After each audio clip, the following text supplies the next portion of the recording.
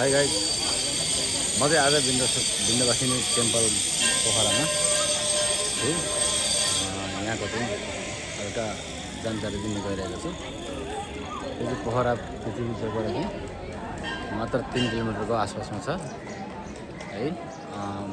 एकदम रमाइलो छ मन्दिर विन्ध्यवासिनी टेम्पल। यो धेरै पुरानो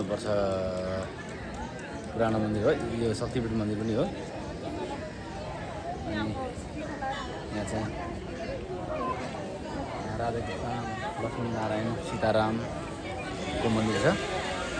अनि आज चाहिँ एकदम मन्दिर भिड पनि छ। अरू पहिला पनि म आएको थिएँ, तर पहिला त्यस्तो मैले भिड देखेको थिएँ। आज चाहिँ एकदम बवाल भिड छ मन्दिर होइन। आउनु होला, रमाइलो छ, दर्शन गर्नु होला। विन्ध्यवासिनी पोखराको मन्दिरमा सबैजनालाई दर्शन गर्नु होला है त। यहाँबाट मोबाइलबाट हजुरलाई दिएको छु, नआउनु मान्छेहरूले भिडियो हेरेर सपोर्ट गर्नु होला। यहीँबाट दर्शन गर्नु होला। धन्यवाद।